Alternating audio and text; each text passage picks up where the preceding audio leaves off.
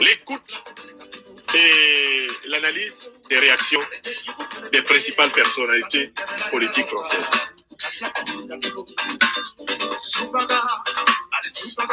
Voilà, mes chers amis. Alors, j'ai retrouvé les déclarations des principales personnalités politiques françaises sous la forme écrite. Et j'ai entièrement publié sur ma page. J'ai entièrement publié sur ma page Facebook Franklin Nyamsiwa Cameroun les extraits que je vais commenter ce soir. J'ai même publié la source de ces extraits. Cette source, c'est le quotidien français Le Point, le journal français Le Point, qui a fait un relevé des déclarations des principales figures politiques françaises, eh bien, à propos de la crise franco-malienne, en particulier de la crise, eh bien, franco-africaine en général. Donc, je vais d'abord vous rapporter ce que chacune de ces personnalités a dit, et je vais vous montrer les limites de ce que chacune a dit. Et l'étrange ressemblance entre des prises de position de personnalités tantôt de droite, tantôt de gauche, tantôt d'extrême droite et tantôt d'extrême gauche à propos de l'Afrique. Bon, voilà. On commence par la première personnalité à laquelle, dont j'ai publié la déclaration, les propos sur ma page. Elle s'appelle Anne Hidalgo. Je vous la montre. Merci à toi, Aristalom. Merci. Elle s'appelle Anne Hidalgo. Madame Anne Hidalgo est là. Madame Anne Hidalgo. Madame Anne Hidalgo est maire de Paris. Elle est supposément membre, effectivement, du Parti socialiste et donc d'idéologie de la gauche socialiste. Voici ce qui est rapporté par, eh bien, le quotidien L'Info, basé en Belgique. Invitée de la chaîne RTL, la candidate socialiste Anne Hidalgo a parlé de l'importance de l'opération Barkhane. Citation, cette opération dans laquelle sont engagés beaucoup de nos soldats vise à nous protéger. Nous protéger. Fin de citation, a-t-elle lancé en signifiant, citation encore, qu'il faut maintenir notre présence militaire au Mali. Fin de citation. Je cite à nouveau Anne Hidalgo. Cette opération dans laquelle sont engagés beaucoup de nos soldats vise à nous protéger, nous, c'est-à-dire les Français. Il faut maintenir notre présence militaire au Mali. Notre présence, la présence française au Mali doit être maintenue. Voilà ce que dit la candidate à l'élection présidentielle 2022 du Parti socialiste, maire de Paris, supposément de gauche, Madame Anne Hidalgo. Et l'article rapporte à nouveau ses propos. Selon la maire de Paris, il y a des connexions entre toutes les organisations terroristes, qu'elles soient au Sahel, en Syrie ou en Irak. Ainsi, il faut maintenir cette sécurité par, je cite Madame Hidalgo, notre présence extérieure dans un contexte très difficile avec la déstabilisation du Mali. Fin de citation. La candidate socialiste a par ailleurs indiqué que beaucoup de soldats français ont trouvé la mort durant l'opération Barkhane. On ne peut pas donner cette victoire aux terroristes en abandonnant ce terrain, a-t-elle noté. Au micro de la chaîne, elle a réitéré la nécessité et l'importance de cette présence qu'il faut, bien sûr, adapter. Il faut bien sûr adapter cette présence. Voilà ce qu'a dit Madame Hidalgo. Selon la méthode que je vous ai dite, je vous ai rapporté les propos de Madame Hidalgo. Maintenant, je vais analyser les propos de Madame Hidalgo. On commence par sa première phrase. Cette opération dans laquelle sont engagés beaucoup de nos soldats vise à nous protéger. Donc, Madame Hidalgo reconnaît que l'armée française n'est pas au Mali pour aider les Maliens, mais elle est au Mali pour aider la France. Je recommence. Citation.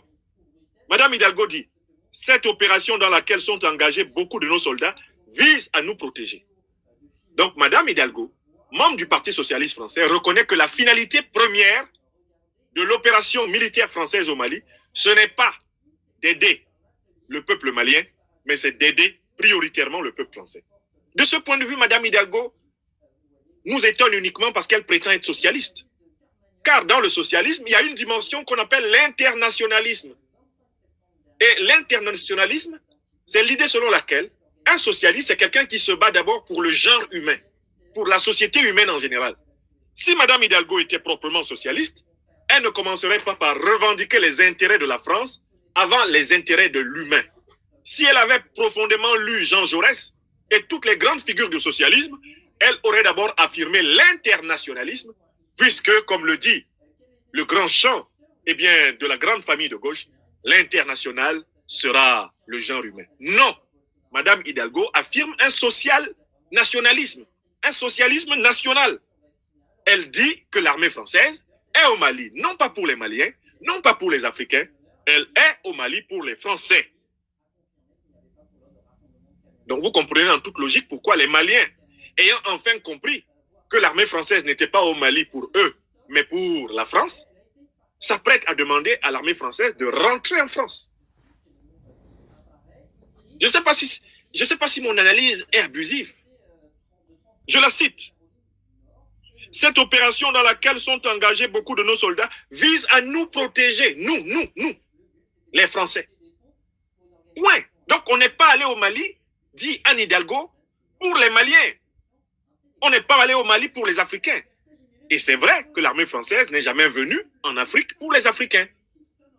Au XVIe siècle, quand elle est venue, c'était pour capturer les Africains et les amener dans la traite négrière en Europe et les vendre pour l'Amérique. La deuxième fois quand elle est venue, c'était dans le cadre de la pénétration coloniale. Elle a massacré les résistants et elle a imposé la colonisation.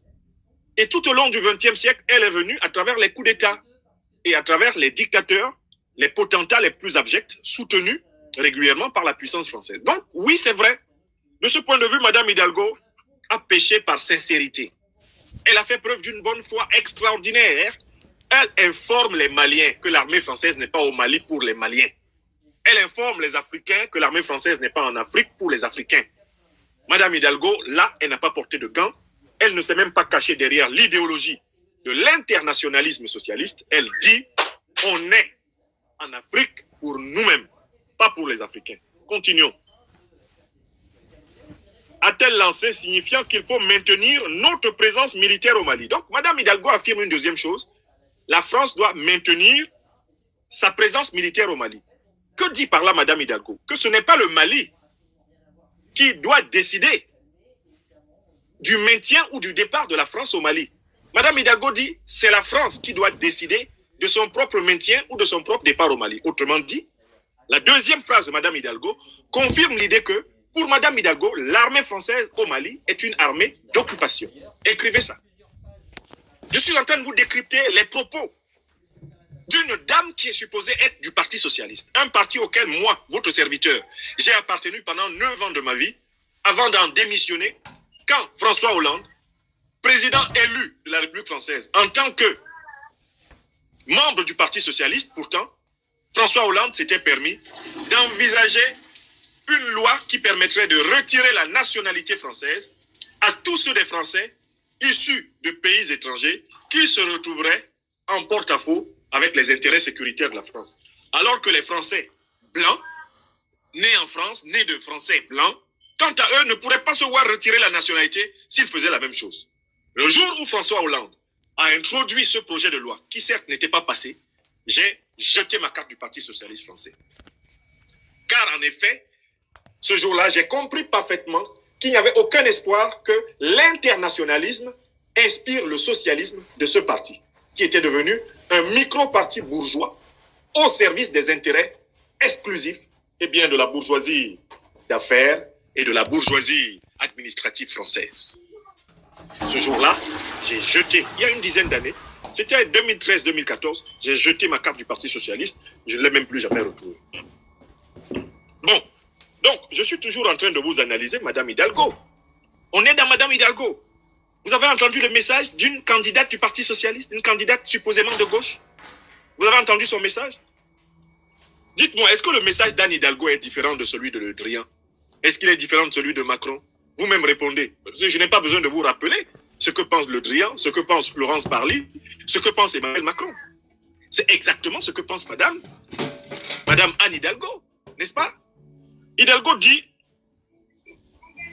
je la cite à nouveau, permettez-moi de retrouver le texte.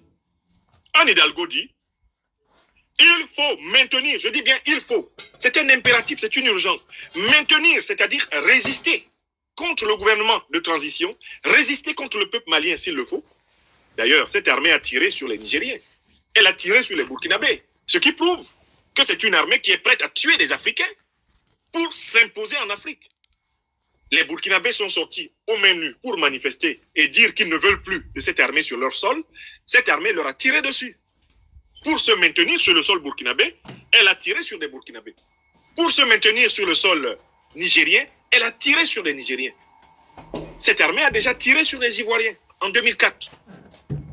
Et il n'y a jamais eu de procès, ni en Côte d'Ivoire, ni en France, ni en Europe, ni dans n'importe quelle cour internationale pour ces crimes. Donc, une socialiste ose dire ceci: il faut maintenir notre présence militaire au Mali. Donc, en fait, pour elle, l'armée française, les autorités françaises peuvent décider et doivent décider, sans l'avis des Maliens, sans l'avis du peuple malien, sans considération pour les Africains, de se maintenir de force au Mali. Je dis bien, il faut maintenir notre présence militaire au Mali. Elle n'a même pas dit en Afrique. Hein.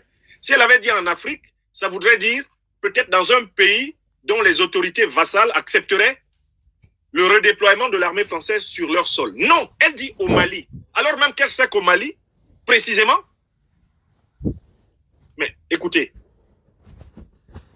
les autorités qui expriment la volonté souveraine souhaitent précisément que la France et les armées européennes lèvent du lest et aillent voir ailleurs. Ce qui veut dire que Mme Hidalgo affirme ici le parti pris, son parti pris pour le colonialisme. Bon, ce n'est pas la première fois que les socialistes français affirment leur parti pris pour le colonialisme. Il n'y a qu'à aller voir les prises de position au 19e siècle de Jules Ferry, l'un des pères fondateurs de l'école publique française, l'un des inspirateurs de l'éducation nationale française, fut malheureusement un grand colonialiste. Mais il était de la gauche. Supposément, il était socialiste, mais croyant à la mission civilisatrice. Anne Hidalgo est parfaitement héritière des réflexes colonialistes de Jules Ferry. Elle fait partie de ces socialistes qui estiment quand même que l'homme blanc est d'une essence supérieure, que le français catholique blanc métropolitain est d'une essence supérieure et qu'il doit imposer sa volonté aux Africains. Oui, parce qu'au nom de quel principe on pourrait prétendre qu'une armée étrangère dans un pays doit maintenir sa présence contre la volonté du peuple de ce pays, contre la volonté des autorités de ce pays, si on ne considère pas que cette armée est faite d'êtres humains supérieurs, au-dessus du droit international, au-dessus du principe du droit des peuples à disposer d'eux-mêmes. Si on ne le pense pas, est-ce qu'on peut dire ça? Non. Mais elle ne s'est pas arrêtée là. Elle a continué. Pour elle, il ne faut pas abandonner ce terrain. Elle dit encore plus loin, on ne peut pas donner cette victoire aux terroristes en abandonnant ce terrain. Elle a réitéré la nécessité et l'importance de cette présence qu'il faut bien sûr adapter. Bon. D'abord, à propos des terroristes, elle affirme qu'il existe des connexions entre les organisations terroristes, qu'elles soient au Sahel, en Syrie ou en Irak. Est-ce que vous voyez comment Mme Hidalgo fait preuve de mauvaise foi? Mais est-ce que tout le monde n'a pas vu que Al-Qaïda au Moyen-Orient a sa base arrière au Qatar? N'est-ce pas le Qatar qui a servi de base arrière à Al-Qaïda pour reprendre le pouvoir en Afghanistan? Répondez. Est-ce que le Qatar, capitale Doha, n'a pas servi de base arrière aux extrémistes de Al-Qaïda pour reprendre le pouvoir en Afghanistan? Ça s'est passé devant vous ou pas? Ou bien je suis en train de délirer? Mes chers amis, vous êtes déjà maintenant plus de 5000 personnes en direct. Vous êtes pratiquement 3000 sur YouTube. Vous êtes plus de 2200 sur Facebook. Dites-moi si vous n'êtes pas au courant que Al-Qaïda, qui a des branches en Afrique, Al-Qaïda, qui a pris le pouvoir en Afghanistan, a été soutenu par le Qatar. La base arrière d'Al-Qaïda pour prendre le pouvoir en Afghanistan, c'était le Qatar. Capitale Doha. Dites-moi que vous êtes au courant de ça. Mais celle-ci, elle dit que les terroristes qui sont au Sahel sont connectés avec ceux du Moyen-Orient.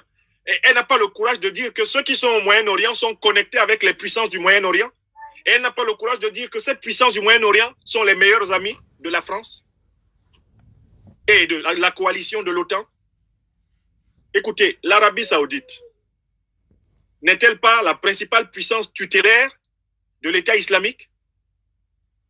Le wahhabisme saoudien n'est-il pas la principale couverture de branches entières de l'État islamique d'Irak et d'Afrique? Mais pourtant, l'Arabie Saoudite, le Qatar, tous ces pays du Golfe là, ne sont-ils pas les meilleurs amis de la coalition occidentale? Donc, vous voyez comment cette femme-là, elle prétend prendre conscience du fait que c'est une nébuleuse internationale qui attaque l'Afrique, mais elle ne veut pas assumer les responsabilités occidentales dans la complaisance et même la complicité avec cette nébuleuse. Vers quel pays du monde la puissance française a-t-elle le plus vendu des armes ces dernières années? Madame Anne Poiret a écrit un livre ici qui s'intitule « Mon pays vend des armes ».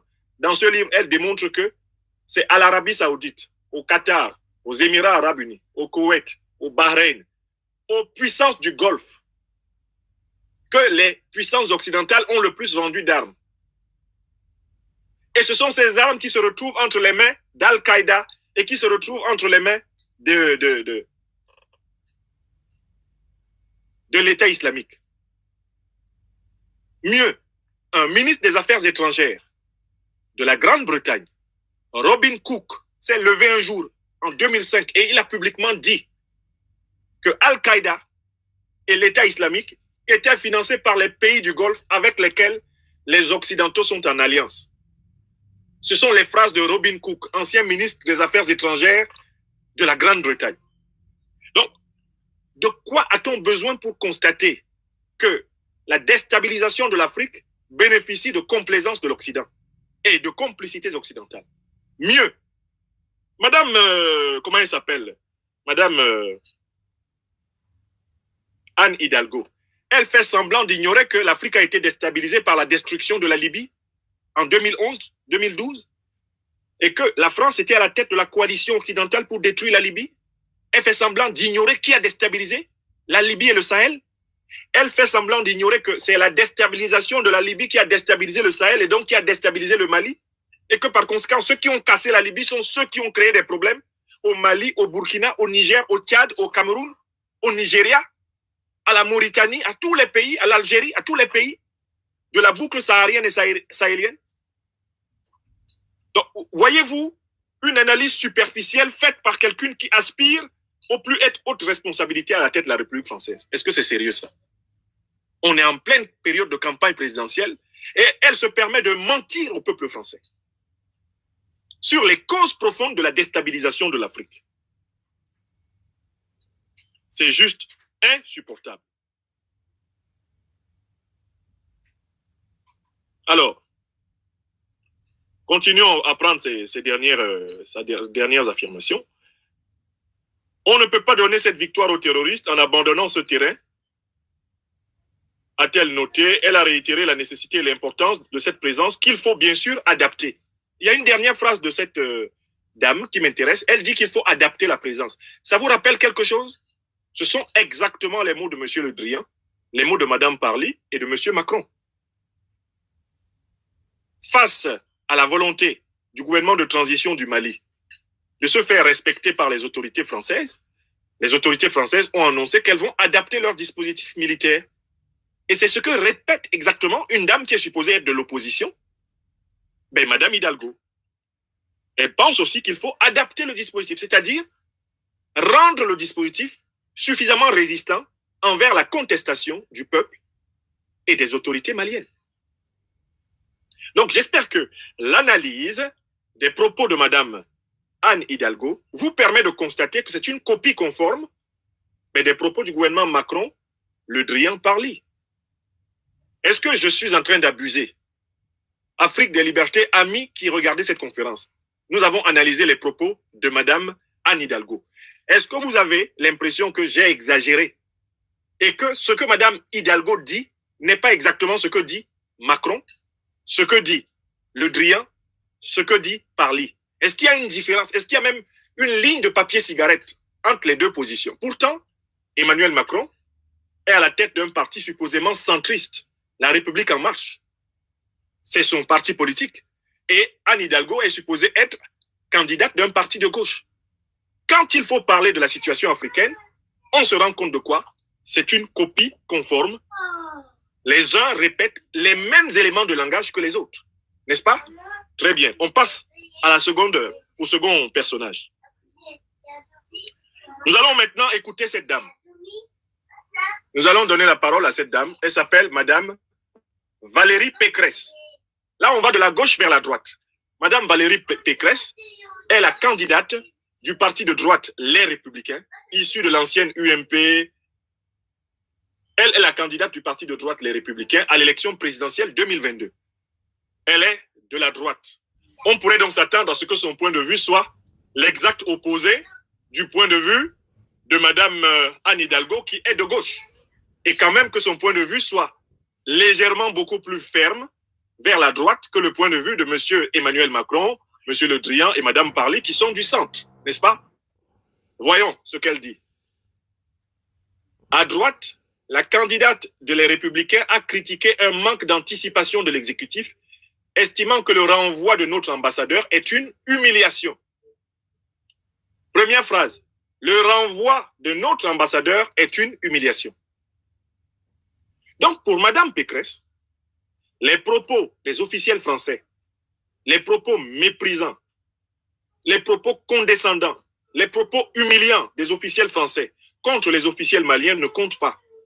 Ce qui compte exclusivement, c'est la réplique des officiels maliens. Mieux encore, les actes posés par les autorités politiques françaises actuelles contre le Mali ne comptent pas. Quels sont ces actes? Ce sont les autorités politiques françaises actuelles qui ont inspiré la CEDEAO pour mettre en place les sanctions du 9 janvier 2022 contre le Mali. Si les autorités politiques françaises actuelles étaient sérieuses, elles reconnaîtraient la responsabilité de la France dans l'instabilité de la sous-région et elles feraient profil bas, puisque c'est la France qui a détruit la Libye et provoqué la déstabilisation du Sahel. Ça ne compte pas pour Mme Pécresse. Ne compte pas non plus pour Mme Pécresse le fait qu'à peine les sanctions du 9 janvier 2022, annoncées par la CEDEAO, c'est la France qui est sortie en première ligne pour demander que ces sanctions soient complétées par l'Union européenne, que ces sanctions soient complétées par l'ONU. Ces actes posés par la France contre le peuple malien et son gouvernement ne sont pas comptabilisés par Mme Pécresse. La tentative du 11 janvier à l'ONU d'obtenir une résolution pour punir le Mali, des propos méprisant le droit souverain du Mali de passer des accords de défense avec le pays de son choix et même une entreprise privée internationale de son choix, tout le mépris qui a été réservé au Mali pour avoir décidé de passer des accords géopolitiques avec la Russie, tout cela est considéré par Mme Pécresse comme du beurre. Le seul mal qui existe, c'est l'humiliation qui est faite, eh bien, à la France par le renvoi, l'obligation de quitter le territoire malien qui a été signifié à l'ambassadeur français. Or, en effet, ce thème de l'humiliation est un thème qui est tout à fait en parfaite cohérence avec la logique du pouvoir actuel. Le gouvernement Macron estime que la réaction des autorités maliennes est un camouflet diplomatique, une humiliation, et que c'est une réaction qui mérite une punition, une rétorsion, encore plus grave que celle qui avait déjà été tentée à travers la CEDEAO, l'Union africaine, à travers l'Organisation des Nations Unies, et même déjà à travers la violation de l'espace aérien malien, par un avion militaire français. Donc, vous voyez très bien, deuxième phrase, selon Mme Pécresse, la France doit rester au Sahel pour protéger ce territoire de la menace islamiste qui peut déstabiliser totalement l'Afrique. Fin de citation. C'est juste extraordinaire. La France doit rester au Sahel. J'espère que vous venez de reconnaître là des propos que vous avez entendus dans la bouche de Mme Anne Hidalgo. Vous êtes d'accord avec moi? Souvenez-vous de tout ce que vous avez entendu. Hein. C'est ce que dit Mme Hidalgo, n'est-ce pas? C'est exactement ce que dit le gouvernement Macron, n'est-ce pas? Eh bien, c'est ce que dit la candidate de la droite, Mme Valérie Pécresse. Elle dit que la France doit rester au Sahel. Autrement dit, ce ne sont pas les pays sahéliens qui doivent décider si la France reste ou pas. C'est la France qui doit décider si elle reste ou si elle ne reste pas. Autrement dit, Mme Pécresse confirme aussi que la posture de la France, c'est celle d'une force d'occupation qui, confiante en sa puissance de feu, estime que c'est à elle de décider si elle reste ou si elle part, et non pas aux États supposément souverains du Sahel. La France doit rester. Une fois de plus ici, on utilise l'impératif. Elle doit rester en vertu de quoi? De sa puissance. Non pas en vertu du consensus avec les peuples qui n'en veulent plus, de l'armée française sur leur sol, les peuples africains, et non pas du consensus avec les gouvernants, qui lorsqu'ils sont des gouvernants authentiquement patriotes, authentiquement démocrates et républicains, ne veulent plus de cette présence, qui date pratiquement du XVIe siècle, et qui est une présence incontestablement néocoloniale. Il faut rester pour faire quoi? Pour protéger ce territoire. Mais c'est extraordinaire. Madame Pécresse fait semblant, elle aussi, d'ignorer qui a déstabilisé le territoire. La menace islamiste s'est installée dans le territoire sahélien après que la France ait détruit la Libye et favorisé le déferlement des bandits, des terroristes prétendument islamistes sur le Sahel. Autrement dit, la question qu'on peut poser à Mme Pécresse, c'est comment pouvez-vous penser que la France et la coalition occidentale qui ont détruit la Libye et déstabilisé le Sahel soient les bons partenaires avec lesquels les peuples, les gouvernements de cette région et donc de l'Afrique en général doivent lutter contre le terrorisme que ces partenaires ont favorisé par leur action de déstabilisation. Il faut prendre les Africains pour des idiots, pour des ignares, pour croire à travers ce type d'argument, leur faire oublier qui a déstabilisé la Libye et qui a déstabilisé par extension le Sahel. Des témoignages existent.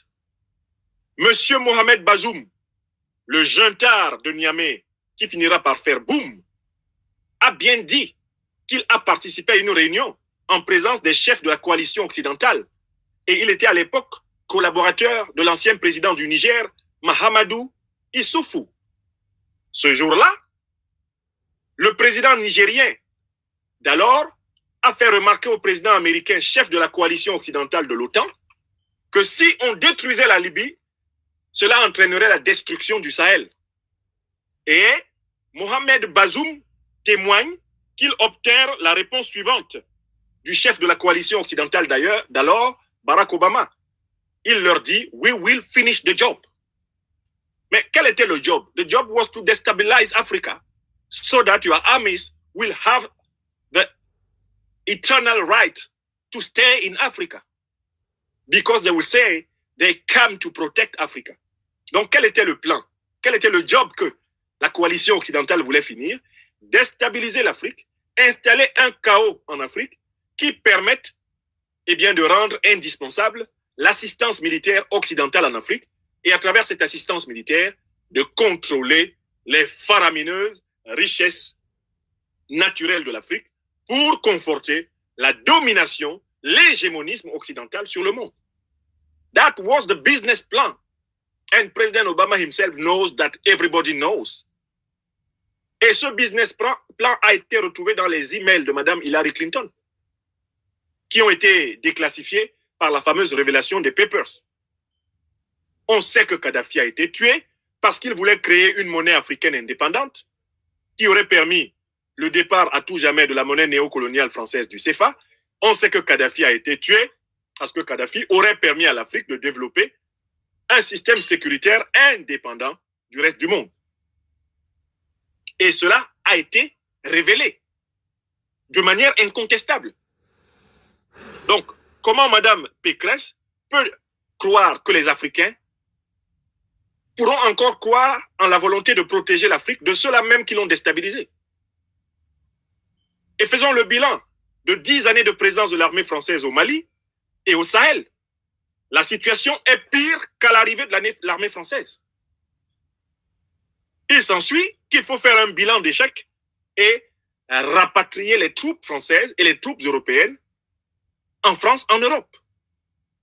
C'est un échec. Et c'est un échec parce que l'hypothèse de départ n'était pas sincère. Il ne s'agissait pas d'une volonté d'aider réellement l'Afrique contre le terrorisme, mais de profiter du terrorisme qui frappe l'Afrique pour imposer à l'Afrique de rester sous le joug de l'Occident. Voilà ce que nous avons expliqué pendant 20 ans et qui est devenu maintenant une évidence mondiale, planétaire. Nous pourrions même nous taire. Nos livres parleraient encore pour nous pendant 100 ans, 200 ans après. Nous pourrions même nous taire. Les conférences que nous avons données parleraient pour nous pour 1000 ans encore sur la Terre. Et les preuves, en ce sens, abondent. Donc, mes chers amis, nous venons de finir l'analyse de la prise de position de celle qui est supposée être éventuellement, après avril 2022 ou mai 2022, présidente de la République française. Dites-moi, est-ce que vous avez noté la moindre différence de point de vue entre le régime Emmanuel Macron, la position de la candidate de gauche, Anne Hidalgo, et la position de la candidate de droite qui s'appelle Valérie Pécresse? Répondez, parce que nous validons les étapes ensemble. On a fini. On connaît la position de Macron, Le Drian et Parly, ça on connaît. On connaît la position de Anne Hidalgo et du Parti socialiste. C'est la photocopie de la position de Macron, de Parly et de Le Drian. Maintenant, on connaît la position de la candidate de droite. Elle s'appelle Valérie Pécresse. Qu'est-ce qu'elle dit? La même chose que la candidate de gauche. Et la même chose que le pouvoir supposément centriste. Donc, on évolue.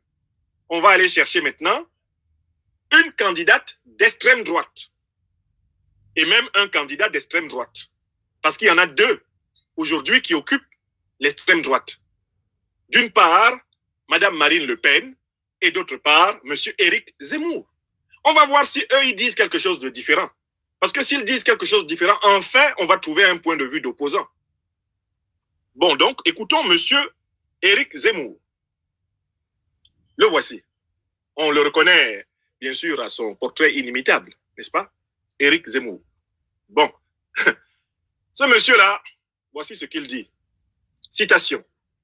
Nous nous battons pour expulser les djihadistes du Mali, mais le Mali expulse notre ambassadeur. Nos soldats meurent pour un pays qui nous humilie. Toute la politique africaine de la France est à repenser. Fin de citation. Je reprends. Nous nous battons pour expulser les djihadistes. Vous reconnaissez le même déni de réalité, n'est-ce pas? Mais les djihadistes sont arrivés comment? Parce que la Libye a été détruite. Et quand on détruisait la Libye, on avait bien dit à ceux qui détruisaient la Libye, en détruisant la Libye, vous allez favoriser l'entrée des djihadistes. Et ils ont dit oui, we will finish the job. C'est même ce que nous on veut. Nous voulons même que les djihadistes entrent. C'est pour ça que nous détruisons la Libye. Donc, voilà quelqu'un qui vient nous dire, nous nous battons pour expulser les djihadistes. Qui peut croire que vous vous battiez, comme vous le prétendez, pour expulser les djihadistes, alors que c'est vous qui avez favorisé leur arrivée? C'est vous qui criez au sommet de la colline et c'est vous qui venez tout en bas répondre. Mais qui a favorisé la déstabilisation du Sahel? C'est la coalition occidentale menée par la France qui a détruit la Libye. Et qui vient nous dire maintenant qu'elle va aider les victimes de sa stratégie à combattre sa propre stratégie? La même coalition occidentale. Quel est le succès de ce plan? Le succès est nul. 10 ans après l'arrivée de la coalition occidentale dans cette partie de l'Afrique, qu'est-ce qui se passe?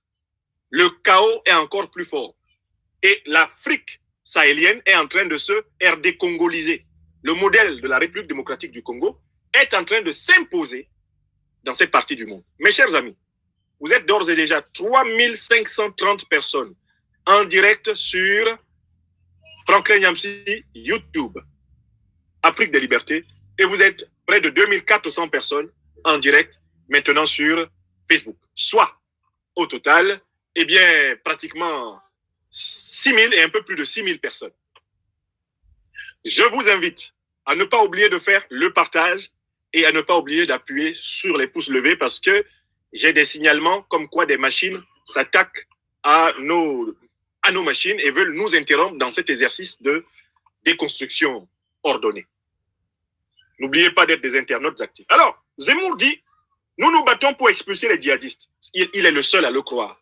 Et il n'y a que les niais qui ont gobé la première thèse occidentale sur le terrorisme au Sahel qui vont le croire, n'est-ce pas? Mais le Mali expulse notre ambassadeur. Donc, vous voyez, lui aussi, il ne retient que l'expulsion de l'ambassadeur français. Tous les actes d'hostilité posés par la France, à travers la CEDEAO, par la France, à travers les sanctions qu'elle cherche à infliger au niveau de l'Union européenne, par la France, à travers la résolution punitive qu'elle voulait faire entrer au niveau des Nations Unies. Toutes les actions posées par la France, qui a violé l'espace aérien, par la France, qui cautionne lui et moi, qui détient les avoirs financiers du Mali, alors qu'il n'y a aucun texte de lui et moi qui l'autorise. Toutes ces actions qui ont été posées, pour Éric Zemmour, ça compte pour du beurre. Le seul crime pour lequel Éric Zemmour s'émeut, c'est l'expulsion de l'ambassadeur français, qui est pourtant simplement une réaction à ces agressions. Toute la politique africaine de la France est à repenser. Qui peut croire que Zemmour peut révolutionner la politique africaine de la France? Puisque précisément, il a les mêmes éléments de langage que Macron, que Le Drian, que Parly.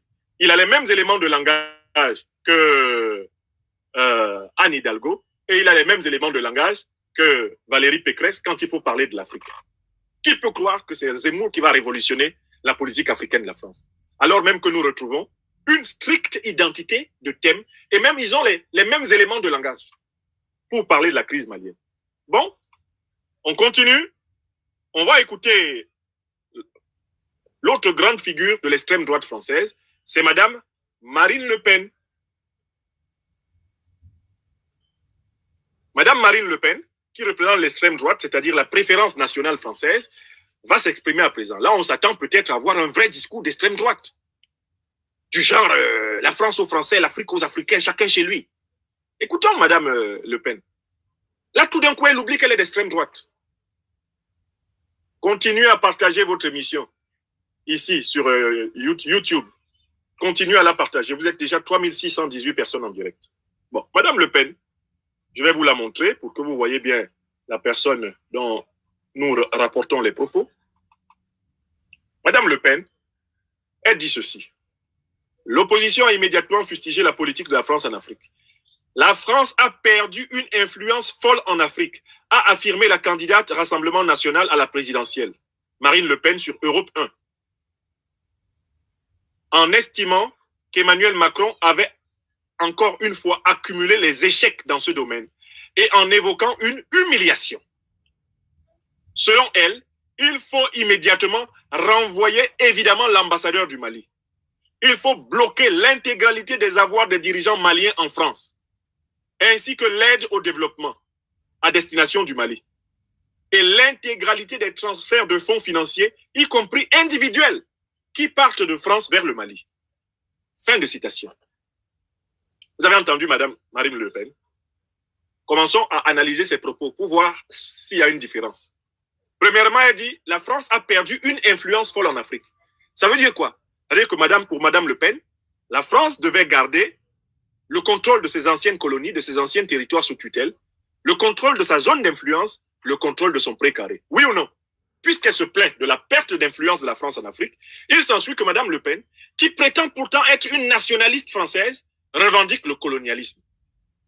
Voici une nationaliste qui affirme la préférence française, mais qui aimerait que les autres nations se soumettent à sa nation. Il y a un petit problème. Soit vous dites que vous ne voulez vous occuper que des affaires de la France. Vous ne voulez vous mêler que des affaires de la France. Vous devriez donc comprendre que les Maliens ne veulent se mêler que des affaires maliennes, que les Africains ne veulent se mêler que des affaires africaines, et par conséquent, vous ne devriez pas vous plaindre que la France perde son influence en Afrique, puisque précisément l'Afrique n'est pas la France. Et que pour vous, un véritable Français doit être blanc, il doit être catholique.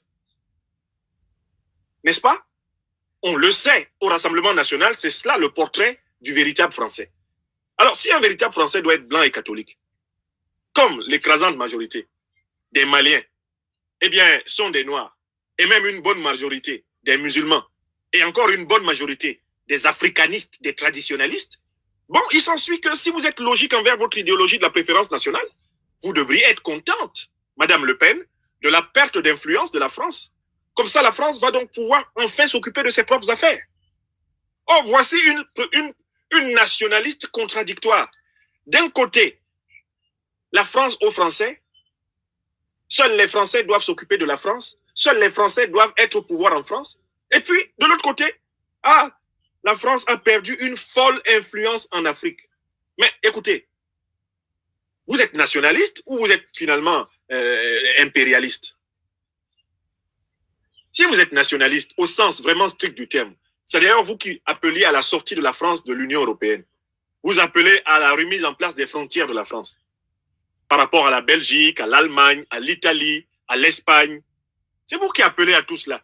Mais paradoxalement, vous voulez que la France commande en Afrique. Il y a un petit problème. Elle continue. Emmanuel Macron a accumulé des échecs dans ce domaine. C'est-à-dire Emmanuel Macron a fait perdre à la France, quoi?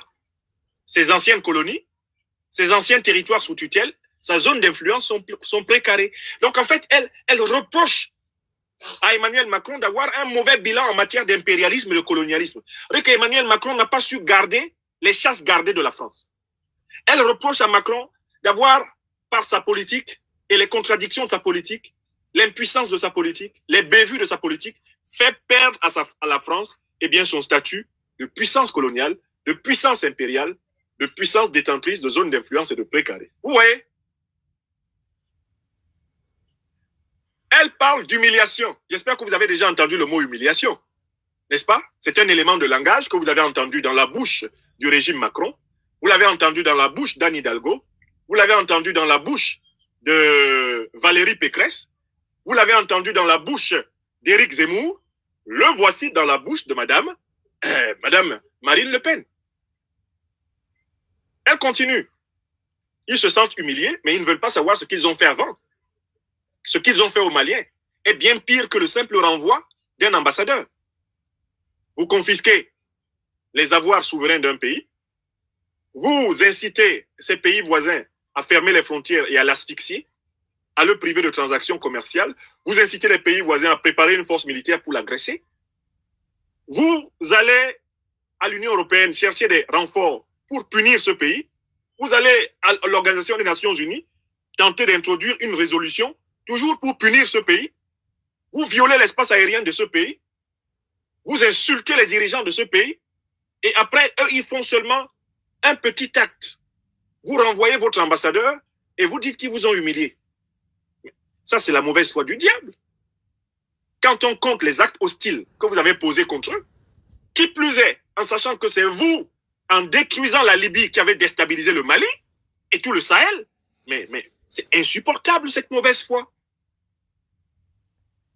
Alors, les mesures de Mme Marine Le Pen sont des mesures qui sont en réalité envisagées par tous les autres. Puisque tous les autres disent qu'ils veulent maintenir de force leur présence au Mali, il s'ensuit que Mme Marine Le Pen ne nous apprend rien. Les mesures de rétorsion que Mme Marine Le Pen annonce sont exactement celles auxquelles toute la classe politique que nous avons citée pense. Rendez-vous compte, il faut immédiatement renvoyer l'ambassadeur, ça c'est rien. Ce ne sera pas la première fois qu'un ambassadeur du Mali soit rabroué en France. J'ai regardé l'histoire des ambassadeurs du Mali, il y en a déjà eu un qui a été convoqué et rabroué de France. Il faut bloquer l'intégralité des avoirs des dirigeants maliens en France. Mais est-ce que les dirigeants maliens ont bloqué les avoirs des ressortissants français au Mali?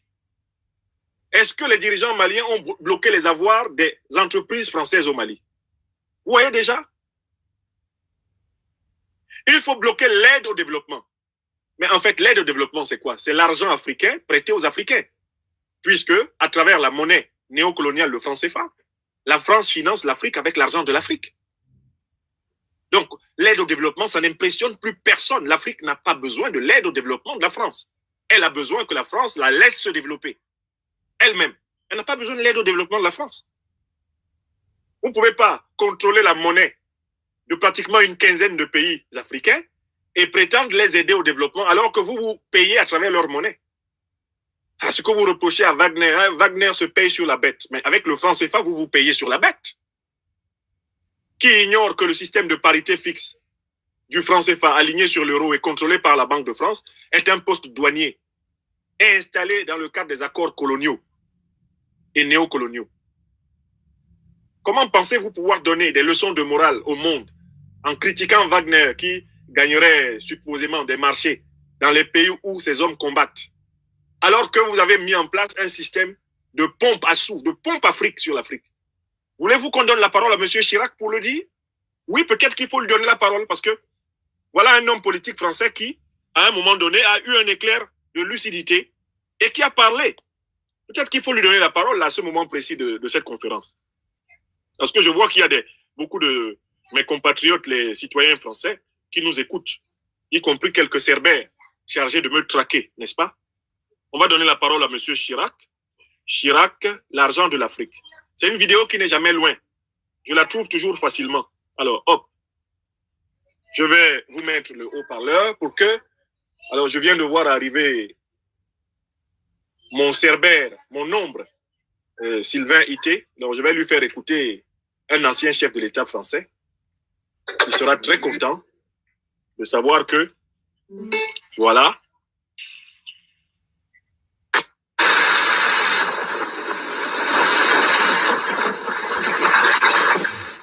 Mais seulement une chose, c'est qu'une grande partie de l'argent qui est dans notre porte-monnaie vient précisément de l'exploitation depuis des siècles de l'Afrique. Pas uniquement, mais beaucoup viennent de l'exploitation de l'Afrique. Alors, il faut avoir un petit peu de bon sens, je ne dis pas de générosité, de bon sens, de justice, pour rendre aux Africains, je dirais, ce qu'on leur a pris, d'autant que c'est nécessaire si l'on veut éviter les pires convulsions ou difficultés avec les conséquences politiques que ça comporte dans le prochain avenir. Que l'Afrique comprenne aussi, c'est l'Afrique du Sahel, par exemple, qui est l'Afrique la plus pauvre. Okay. Il faut qu'elle comprenne aussi. Je m'arrête là. Donc, monsieur Chirac a été très clair, n'est-ce pas? Il a été 2 fois élu président de la République française. Et il dit que chaque Française et chaque Français doivent savoir ceci. Une bonne partie de l'argent qu'ils ont actuellement dans leur compte bancaire en France vient de l'exploitation de l'Afrique depuis 5 siècles. C'est M. Chirac qui l'a dit. À l'époque, il ne souffrait pas encore de sa maladie, la maladie dont il a fait état à la fin de ses jours, la pneumonie. Il avait encore toute sa mémoire quand il a dit ça. Ce qui est établi scientifiquement, ce qui est établi historiquement. Donc, l'aide au développement, c'est une foutaise. Aucun intellectuel, aucune Africaine, aucun Africain, aucun Français, aucun Européen, aucun Américain correctement formé et informé ne peut croire en l'aide française au développement en Afrique. Puisque précisément c'est l'inverse qui se produit, à savoir que la puissance industrielle, économique et même politique de la France a été construite malheureusement sur l'exploitation unilatérale de l'Afrique. Voilà, donc l'aide au développement, ça n'impressionne plus personne. L'aide au développement, c'est un leurre, c'est un cache-sexe, c'est un petit arbre qui prétend cacher la forêt de l'exploitation. Donc quand Mme Le Pen ose dire on va couper l'aide au développement, l'intégralité des transferts de fonds financiers, y compris individuels vers le Mali, vous voyez l'inhumanité de ces gens-là. C'est exactement l'équivalent des sanctions que les vassaux de la CEDEAO ont mises en place en Afrique de l'Ouest contre le peuple malien. Ils ont ordonné de bloquer toutes les transactions financières, toutes les transactions commerciales avec le Mali. Madame Le Pen ne fait que répéter ce qui a été dicté par le régime Macron aux vassaux ouest-africains. Donc, on a écouté Madame Le Pen là. Ça fait combien de personnes qu'on a écouté? 1. On a écouté Madame Anne Hidalgo, candidate de la gauche socialiste aux élections présidentielles 2022. 2. On a écouté Madame Valérie Pécresse, candidate de la droite aux élections présidentielles 2022. 3. On a écouté Monsieur Éric Zemmour, candidat de l'extrême droite à l'élection présidentielle. 4. On a écouté Madame Marine Le Pen, candidate de l'extrême droite à l'élection présidentielle 2022. Est-ce que vous êtes d'accord avec moi qu'ils ne nous ont rien dit de nouveau par rapport à ce que disent Macron, Le Drian ou Parly? Vous êtes d'accord avec moi? Est-ce que jusqu'ici, vous avez eu l'impression qu'il y a un papier de cigarette qui puisse se glisser entre les positions du centre, la République en marche au pouvoir, de la gauche, Anne Hidalgo, de la droite, Valérie Pécresse, de l'extrême droite, Zemmour, Le Pen? Est-ce qu'il y a une seule différence? Non. Mais on va écouter un candidat qui est supposé être de la gauche radicale, et même parfois présenté comme candidat de l'extrême gauche, Monsieur Jean-Luc Mélenchon. Jean-Luc Mélenchon, lui aussi, a parlé. On va donc voir ce qu'il a dit. Mélenchon.